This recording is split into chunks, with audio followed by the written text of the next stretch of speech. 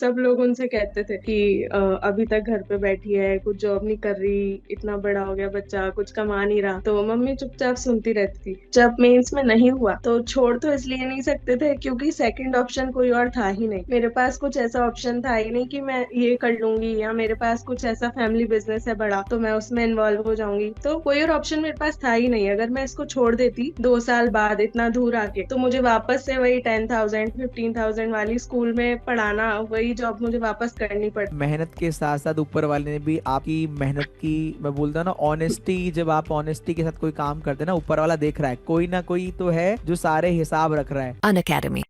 Let's crack it. Hello everyone, स्वागत है आप सभी का एक बार फिर से आपके प्यारे पुनीत सर के इस खास सेशन में। आज का सेशन बहुत ही खास होने वाला है। आज हमारे साथ है राजस्थान के कोटा से चित्रा, जिनका हाल ही में आईबीपीएस पीओ में फाइनल सिलेक्शन हुआ है। 2023 से ये प्रिपरेशन कर रही थी। उससे पहले 11-12 से इन्होंने ट्यूशन पढ़ाना शुरू किया।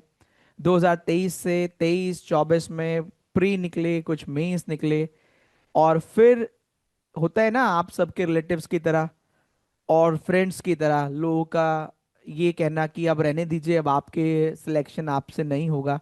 उसके बाद अपने पर यकीन करा इन्होंने और आज ये आप सबके सामने है। तो सबसे पहले तो चित्रा, कॉन्ग्रेचुलेशन, ढेर सारी शुभकामनाएं मेरी थैंक यू तरफ से सर। आपको।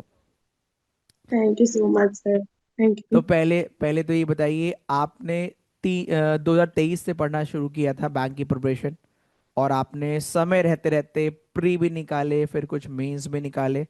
फिर कैसे अपने आप को आपने बूस्टअप रखा? क्योंकि जब सब लोग साथ छोड़ देते हैं उस समय अपने ऊपर ट्रस्ट करना एक बहुत बड़ी बात होती है। तो वो कौन सा, क्या मोटिवेशन आपके लिए फैक्टर रहा, पहले तो मुझे ये बताइए। क्योंकि आज बहुत सारे बच्चों के सामने ये चीजें आती होंगी, जो फैमिली प्रेशर, दोस्तों के प्रेशर या रिलेटिव्स के तानों की वजह से आज प्रिपरेशन छोड़ देते हैं कि 2-3 साल हो गए, चलो यार छोड़ देते हैं क्योंकि सब लोग कह रहे हैं।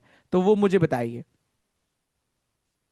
तो सर मेंस के बाद जब मेंस में नहीं हुआ तो छोड़ तो इसलिए नहीं सकते थे क्योंकि सेकंड ऑप्शन कोई और था ही नहीं। मेरे पास कुछ ऐसा ऑप्शन था ही नहीं कि मैं ये कर लूंगी, या मेरे पास कुछ ऐसा फैमिली बिजनेस है बड़ा तो मैं उसमें इन्वॉल्व हो जाऊंगी। तो कोई और ऑप्शन मेरे पास था ही नहीं। अगर मैं इसको छोड़ देती 2 साल बाद इतना दूर आके, तो मुझे वापस से वही 10,000 15,000 वाली स्कूल में पढ़ाना, वही जॉब मुझे वापस करनी पड़ती जो मैं छोड़ के आई थी। जिसको छोड़ के मैंने इतनी मेहनत की, उसके 2 साल बाद मैं वापस उसी में नहीं जाना चाहती थी। तो मैंने सोचा थोड़ा सा एफर्ट और कहते हैं ना, कुछ कुछ चीजें होनी ही होती हैं। जैसे कि मैंने आपको बताया कि एसबीआई क्लर्क मेंस में जब मेरा 3 नंबर से रुक गया था, तो उससे पहले 2 साल ऑलरेडी हो चुके थे। तो मुझे सबने कह दिया था कि ये एसबीआई क्लर्क लास्ट है, इसको तू अटेम्प्ट दे दे, और इसमें हो जाता है तो बहुत अच्छा, और इसमें नहीं होता है तो फिर तू वापस से स्कूल ज्वाइन कर लेना। तो मैंने अपने आप को भी कह दिया था कि हाँ, अब मैं यही लास्ट दूंगी, और अगर नहीं होता है तो मैं स्कूल ज्वाइन कर लूंगी। लेकिन वो कहते हैं कि भगवान जी भी ये चाहते ही नहीं थे कि मैं स्कूल ज्वाइन करूं। तो उन्होंने मुझे 3 नंबर से अटका दिया कि ताकि तेरे पास ना तो छोड़ने का बने और ना तो तू उसको आगे कंटिन्यू करने, कुछ ना कुछ उन्होंने रास्ता दे दिया। तो सब लोग ने यही कहा कि 7-8 नंबर तक रिजर्व लिस्ट में हो जाता है। तो मम्मी पापा को लगा कि 3 नंबर ही तो कम है, रिजर्व लिस्ट में हो जाएगा। तो रिजर्व लिस्ट तो 3 आती है, उनको आते आते तो काफी लंबा टाइम हो जाता है। तो स्कूल ज्वाइन करना भी नहीं पड़ा और प्रिपरेशन भी कंटिन्यू रही। तो फिर उसी प्रिपरेशन के चलते सारे एग्जाम्स दे दिए 2025 वाले। तो फिर वो ऐसा हो गया। तो कहीं ना चलो, कहीं फिर हो गया अच्छे से। तो मतलब मेहनत के साथ साथ ऊपर वाले ने भी आपकी मेहनत की, मैं बोलता हूँ ना ऑनेस्टी, जब आप ऑनेस्टी के साथ कोई काम करते हैं ना, ऊपर वाला देख रहा है, कोई ना कोई तो है जो सारे हिसाब रख रहा है। तो देखो, आपको क्लर्क की जॉब भी नहीं करवाई उसने, ना स्कूल में वापस भेजा। उन्होंने कहा कि इस बच्चे ने इतनी मेहनत की है और ये डिजर्व करता है, तो उसको सीधा हम पीओ की ही नौकरी दिलवाते हैं, ऑफिसर बनाते हैं।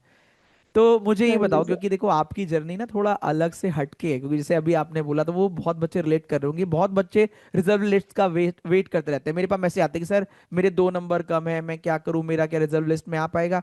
अब कभी कभी तो होता है कि उस लिस्ट में नंबर आ जाता है, लेकिन कभी हाँ कभी जी। होता है कि वो 0.25 से रह गए, आखिरी में जाके आधा नंबर से रह गए। वो बहुत बच्चों के साथ होता है। तो वो तो खैर ऊपर वाले का ही करिश्मा है कि कब होगा कि नहीं होगा। आपको वो खुशी अलग ही लेवल की हुई होगी। उस समय आपने क्या किया था जब आपका रिजल्ट आया? सबसे पहले आपका क्या रिएक्शन था, आपने किससे शेयर किया, क्या किया, आप मुझे बिल्कुल बताइए। सर जब रिजल्ट आया तो रिजल्ट तो सुबह सुबह ही आ चुका था, आईबीपीएस पीओ का फाइनल रिजल्ट। तो उस टाइम तो मेरे पास मम्मी ही थी, तो मैंने मम्मी को बताया कि हो गया। तो बहुत ही वो इमोशनल हो गई कि यार फाइनली मेरी बच्ची का हो गया। कि सब लोग उनसे कहते थे कि अभी तक घर पे बैठी है, कुछ जॉब नहीं कर रही, इतना बड़ा हो गया बच्चा, कुछ कमा नहीं रहा। तो मम्मी चुपचाप सुनती रहती थी। फिर मम्मी कहीं ना कहीं कभी तो मुझसे कह देती थी कि यार ऐसा ऐसा है, अब कुछ करो, तो कब तक इसमें लगी रहेगी। तो मैं उनसे यही कहती थी, यार मम्मी टाइम तो लगता है, कुछ अच्छा मिलना होता है तो टाइम तो लगता है। किसी को जल्दी मिल जाता है तो किसी को थोड़ा टाइम बाद मिलता है। तो मम्मी ने मुझे सपोर्ट किया हमेशा, और जब रिजल्ट आया तो मैंने सबसे पहले मम्मी को ही बताया। वो बहुत खुश हुई, मैं भी बहुत खुश हुई। फिर मम्मी ने अपने भाई बहन को बताया कि ऐसा ऐसा है, हो गया है। तो सब लोग भी बहुत खुश हुए और मुझे कॉन्ग्रेचुलेट किए। बस यही सब था। फिर पापा को बताया और भाई को बताया। सब लोग फाइनली, कि सबको रिलीफ मिल गया, एक रिलैक्स हैं सब लोग घर में कि हाँ फाइनली जिस चीज के लिए बच्चा प्रिपरेशन कर रहा था वो अचीव कर लिया है। तो जो इस समय इस वीडियो को देख रहे हैं उन सबसे मेरा यही कहना है कि कभी कोई आपको बोले कि यार आप क्यों नहीं कर रहे हो, उनका बच्चा ये कर रहा है, तो उनसे यही बोलिएगा, किसी को एक मंजिल का घर बनाना है तो उसको कम समय लगेगा, लेकिन किसी को दो मंजिल तीन मंजिल का बनाना है तो समय ज्यादा लगेगा। तो अगर कुछ अच्छा करना है जीवन में, क्योंकि अब आप कहीं ना कहीं सेफ साइड, एक सिक्योर लाइफ, बिल्कुल, कि अपने फैमिली को सपोर्ट कर सकते हो, अपने आप को सपोर्ट कर सकते हो, अपने खुद के पैरों पे आज आप अच्छे से खड़े हो गए। तो उसमें एक समय लगता है, आपने 2-3 साल दिए, लेकिन ये 2-3 साल आपके आगे आने वाले अगले 20-30-40 साल को कहीं ना कहीं सेव करने वाला है सबको। तो सभी से ये कहना है कि आज आप यहाँ की इस वीडियो को देखकर काफी कुछ सीख सकते हो, है ना? तो और कुछ अगर आप बताना चाहें, जो भी आपका मन करे। तो हाँ सर, यही है कि बहुत बार ऐसा होता है कि हमारी जर्नी कुछ ज्यादा ही लंबी हो जाती है। जैसे हम लोग देखते हैं कि कुछ बच्चे तो फर्स्ट अटेम्प्ट में ही निकाल देते हैं। तो ऐसा लगता है कि हम क्यों नहीं निकाल पा रहे। लेकिन वही है कि कुछ चीजों का टाइम फिक्स होता है, जब वो होना होता है वो तभी होता है। तो हमें तो बस पेशेंस रखना है और प्रैक्टिस करते रहना है, क्योंकि प्रैक्टिस तो कभी वेस्ट नहीं होती। कहीं ना कहीं तो होगा, कुछ ना कुछ तो मिल जाएगा, पीओ नहीं तो क्लर्क मिलेगा, कुछ तो मिलेगा ही। और बस अपनी प्रैक्टिस करते रहो और मॉक्स दो काफी सारे, और देखो कहाँ पे गलती हो रही है और कहाँ, अगर 2-3 नंबर से रुका है तो मतलब बहुत दूर तो नहीं है आप, बहुत बहुत पास हैं आप अपनी मंजिल के। तो जल्दी से अचीव तो हो ही जाएगा। तो बस ऐसे बनाए रखो और करते रहो तो होगा, कहीं ना कहीं तो होगा। बिल्कुल आपने सही कहा कि अगर आप अपने काम को अच्छे से कर रहे हैं, मेहनत से कर रहे हैं, तो और किसी वही है, किसी किसी को जल्दी मिल जाता है, किसी को थोड़ा समय लगता है, लेकिन आप नेक इंटेंशन से सारे काम करते रहिए। और जैसे आपने कहा पीओ नहीं होगा तो क्लर्क होगा, लेकिन होगा जरूर होगा, आज नहीं तो कल, तो लगे रहिए। रीजनिंग की अगर मैं बात करूँ तो रीजनिंग में आपको सबसे अच्छा क्या लगता था, और कैसे आपने रीजनिंग इंप्रूव करी, कुछ बताना चाहे तो। तो सर जैसे कि रीजनिंग तो सब बच्चों का फेवरेट सब्जेक्ट मोस्टली रहता ही है, क्योंकि रीजनिंग में ऐसा है कि बहुत मजा आता है उसकी पजल्स बनाने में, सिटिंग बनाने में। लेकिन जब मैंने स्टार्ट किया था, बहुत जब एकदम बेसिक, तो मैंने बेसिक क्लियर करने के बाद जब पजल्स और सिटिंग बनाती थी तो मुझे काफी टाइम लगता था। जैसे पैरेलल रो होती है, ठीक है, पैरेलल रो वाली सेटिंग है। अगर उसमें 2 रो में आपको लोग बिठाना है तो मैं पहले रो बना लेती थी, उसमें 5-5 लोग को सिस्टम बना के, और फिर मैं सोचती थी यार कहाँ से स्टार्ट करूं, लेकिन कुछ समझ ही नहीं आता था।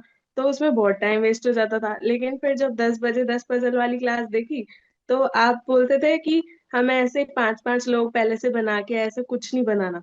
जहां से वो बोल रहा है अच्छे से, आपको स्टार्टिंग मिल रही है, कनेक्ट होते जा रहे हैं, आप वहीं से स्टार्ट कर दो। वो कह रहा है कि आर के सेकंड लेफ्ट में कोई है तो आप वहीं से स्टार्ट कर दो, फिर आर से कनेक्ट करते चलो। तो वो अपने आप बन जाती है। फिर बहुत ही जल्दी वो बन जाती है, पता ही नहीं चलता। और जब अगर आप पूरा सिस्टम बनाओगे कि नहीं पहले 5-5 चेयर बनाऊंगी फिर बिठाऊंगी, तो वो समझ ही नहीं आता कि स्टार्ट कहाँ से करूं। तो बिल्कुल। ऐसे करके फिर रीजनिंग की पजल और सिटिंग काफी अच्छी हो गई। 10 बजे 10 पजल वाली, फिर उसके बाद सेक्शनल भी मैंने बहुत सारे लगाए पजल सिटिंग के लिए, और मॉक्स भी सेक्शनल खूब सारे लगाए। तो उनसे टाइम बहुत कम हो गया और प्रैक्टिस अच्छी हो गई। मतलब आपने 10 बटे 10 पजल की सारी क्लासेस लगाई, हाँ और मैराथन वगैरह फॉलो करी होंगी, तो वहां तो दिक्कत नहीं है। बिल्कुल। इनपुट वगैरह हो जाता था कि नहीं होता था, कि यार टाइम लगता था? पहले तो नहीं होता था। उसके बाद जैसे मेरा ऐसा ही रहता था कि मैं बहुत ज्यादा ना लिखने वाला काम नहीं करती थी। अच्छा। तो मैं बहुत ज्यादा ना स्क्रीनशॉट लेके पीडीएफ बनाना ज्यादा मैं प्रेफर करती थी। सबकी अपनी ठीक है। चॉइस है, किसी को लिख के हाँ। ज्यादा अच्छा लगता है, किसी को वैसे। तो आपकी क्लासेस के जो मशीन इनपुट है, या फिर आप डायरेक्शन सेंस वाला लॉजिक लाते हो, या आप कोडिंग डिकोडिंग लाते हो, तो उनके ना जो आप डायरेक्शन वाला लाते हो, आप कहते हो कि इसका ना सिर्फ क्रैक कर लो लॉजिक, बाकी आपको कुछ नहीं बनाना। ठीक है। तो उसमें ऐसा होता था कि आप बहुत ही अच्छा लॉजिक लाते थे, कभी प्राइम का नेक्स्ट, कभी ऑड का नेक्स्ट, तो वो समझ ही नहीं आता था कि हो क्या रहा है। लेकिन चैट में तो बच्चे बताते होते थे कि सर ये चल रहा है। तो हम सोचते थे कि ये बता पा रहे हैं, हमें तो आ ही नहीं रहा।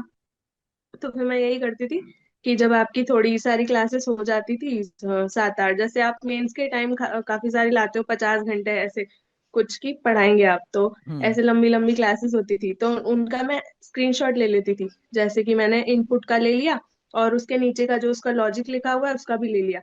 तो ऐसे सारी क्लासेस में से मैं जा जाके और स्क्रीनशॉट ले आती थी, तीनों चीजों के, इनपुट, कोडिंग और डायरेक्शन। और फिर मैं इनको एक पीडीएफ में सेट कर लेती थी, फिर उसका कुछ अच्छा सा नाम रख लेती थी, फायर इनपुट, फायर अच्छा। कोडिंग ऐसा। अरे वाह, तो फिर वेरी जब भी गुड। मुझे रिवाइज करना होता था, मैं उसको रिवाइज कर लेती थी ऐसा। Very good. ये तो आपने अच्छा तरीका बताया कि मतलब आप क्या करते थे, जो इनपुट आपसे नहीं हुआ, या जो कोडिंग नहीं हुआ, या जो डायरेक्शन नहीं हुआ, जो लॉजिक आपको नया लगा, उसका खुद आपने स्क्रीनशॉट खींच खींच के पीडीएफ बना लिया, और उसका अपने हाँ अकॉर्डिंग एक नाम रख दिया कि मतलब फायर या जो भी आपने बताया, फिर उनको हाँ रिवाइज कर बिल्कुल। लिया। तो ऐसे आपने हाँ अपने आप को पीडीएफ। इम्प्रूव किया।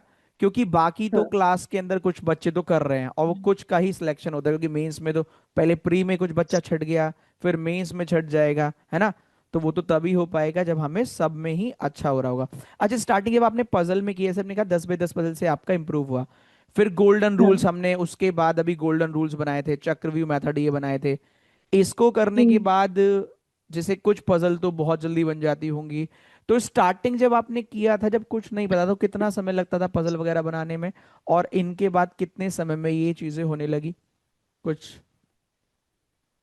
सर स्टार्टिंग में, बहुत ही स्टार्टिंग की बात करें, तब तो छोटी पजल में भी 9 10 मिनट लग जाते थे, जबकि वो तो बहुत ही छोटी आरआरबी क्लर्क टाइप पजल होती थी, जो कि आपसे 2.5 से 3 मिनट में बन जानी चाहिए।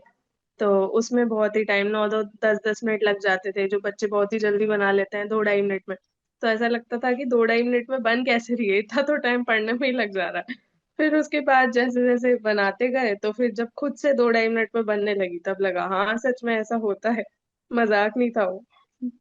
मतलब स्टार्टिंग में जब बच्चा नया होता है, तो जो पजल उसको 9 10 मिनट में सॉल्व हो रही है, या जितना टाइम वो पढ़ने में लगा रहा है, दूसरा बच्चा क्लास में जो ऑलरेडी पढ़ रहा है, वो 2 3 मिनट में सॉल्व कर ले रहा है। तो लगता है कि ये कैसे बना रहे हैं, हम तो पढ़ नहीं पाए। तो आज जो बच्चा इस वीडियो को देख रहा होगा, उसके साथ यही हो रहा होगा, जो नया बच्चा है, कि हाँ ये तो सेम मेरी स्टोरी सुना रहे हैं।